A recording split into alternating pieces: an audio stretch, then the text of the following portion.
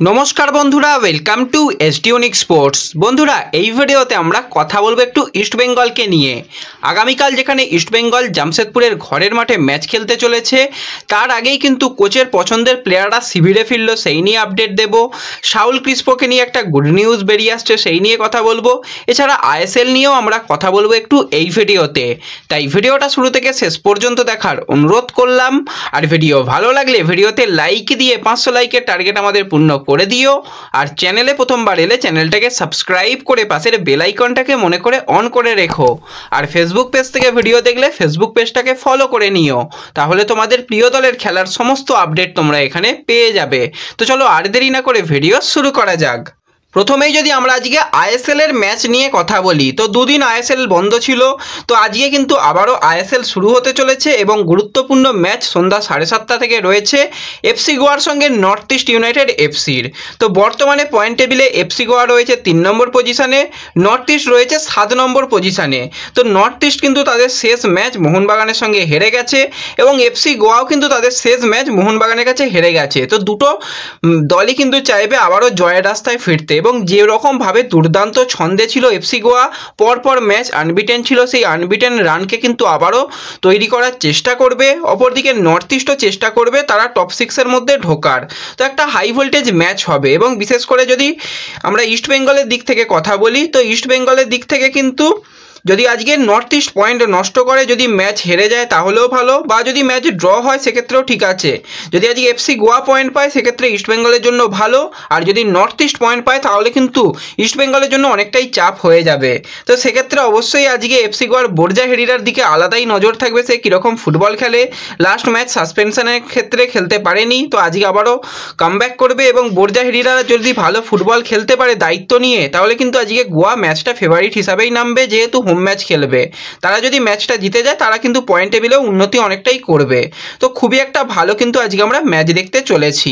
আর এই ম্যাচের score line কী হতে পারে তোমাদের মতামত কমেন্টে জানিও। যাদের স্কোর লাইন প্রেডিকশান মিলে যাবে তাদের নাম কিন্তু পরবর্তী সময় ভিডিওতে নেওয়া হবে, তাই মনে করে কিন্তু স্কোর লাইন প্রেডিকশান সকলে করে যেও। এবার যদি আমরা একটুখানি ইস্টবেঙ্গলের দিকে তাকাই, তো ইস্টবেঙ্গলের ক্ষেত্রেও কিন্তু বেশ কিছু সুখবর আসতে চলেছে। কারণ তোমরা সকলেই জানো ইস্টবেঙ্গল তাদের শেষ ম্যাচে দলের গুরুত্বপূর্ণ দুজন প্লেয়ারকে পায়নি। ডিফেন্স লাইনের সেন্টার ব্যাক হিসাবে লালচংনুঙ্গা, তাকে কিন্তু পাওয়া যায়নি সাসপেনশনের কারণে। এছাড়া আরও একজন প্লেয়ার নাওরে মহেশ সিং, তারও কিন্তু কাট সমস্যা হয়েছিল। তো দুই প্লেয়ার কাট সমস্যা মিটিয়ে কিন্তু ফিরতে চলেছে। তো দুই প্লেয়ার না থাকলে যে কীরকম অবস্থা হতে পারে সেটা আমরা হায়দ্রাবাদ ম্যাচেই দেখে নিয়েছিলাম। সেখানে সেন্টার ব্যাক হিসাবে কাকে খেলানো হচ্ছিল, মন্দারাও দেশাইকে।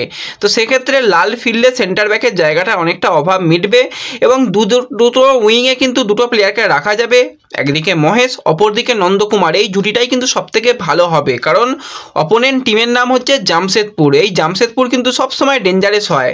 আইএসএলের প্রথম ম্যাচ ইস্টবেঙ্গল খেলেছিল জামশেদপুরের সঙ্গে, সেখানে ম্যাচটা ড্র হয়েছিল, কিন্তু যেটা সুপার কাপে আমরা দেখেছিলাম সেমিফাইনাল ম্যাচ, সেখানে কিন্তু জামশেদপুরকে হারিয়েছিল। কিন্তু সেক্ষেত্রেও মনে রাখতে হবে জামশেদপুর কিন্তু পূর্ণ শক্তি পায়নি, তাদের দলের গুরুত্বপূর্ণ স্ট্রাইকার চিমা কিন্তু ছিল না। তো সেক্ষেত্রে চিমা কিন্তু কালকের ম্যাচের জন্য অ্যাভেলেবেল থাকছে। এছাড়া সিবেরিও টোরো, সেও কিন্তু জামশেদপুরে গিয়ে ভালোই ফুটবল খেলছে। তো সিবেরিও টোরোর দিকেও নজর থাকবে। জেরেমি মানজারও কীরকম ফুটবল খেলে, মাঝমাঠের কীরকম কন্ট্রোল নেয়। সানান, সেও কিন্তু ব্রিলিয়ান্ট ফুটবল খেলছে। তো ওভারঅল টিমটা কিন্তু পুরো একটা বুস্ট আপ পেয়েছে, এবং আমরা সকলেই জানি খালেদের কালা জাদু তো রয়েছে তার উপর। তো সব কিছু মিলিয়ে মিশিয়ে কিন্তু একটা দুর্দান্ত ম্যাচ হবে।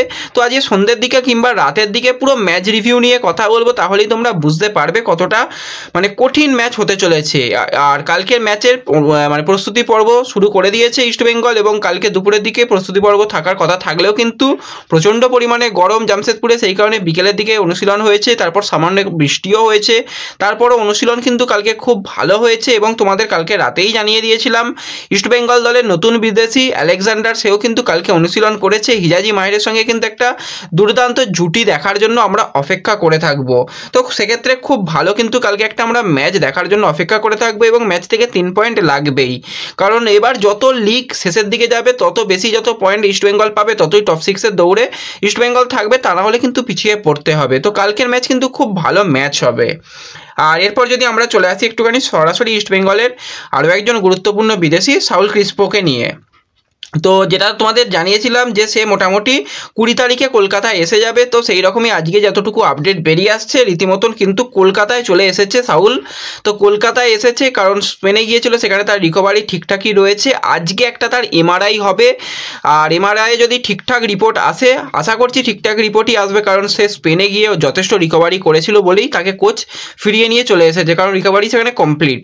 তো সেক্ষেত্রে আজকে লাস্ট একটা এমআরআই হবে, এবং যদি রাতের দিকে আপডেট আসে এমআরআই তো সেক্ষেত্রে তোমাদের জানিয়ে দেব। তো আশা করা হচ্ছে সে কিন্তু ফিট রয়েছে এবং পরবর্তী ম্যাচ থেকেই তাকে পাওয়া যাবে। তাকে আর সরাসরি জামশেদপুরে নিয়ে যাওয়া হচ্ছে না, তাকে কলকাতাতেই রাখা হবে, এবং তার পরবর্তী ইস্টবেঙ্গল যেটা ঘরের মাঠে ম্যাচ খেলবে চেন্নাইন এফসির সঙ্গে, সেই ম্যাচ থেকেই অ্যাভেলেবেল হয়ে যাবে যদি এমআরআই রিপোর্ট ঠিকঠাক আসে। তো সকলে একটুখানি ভগবানের কাছে প্রার্থনাই করো যাতে সাউলের ইনজুরি আর কোনো রকম সিরিয়াস না হয়ে সে যেন আবার মাঠে ফেরে।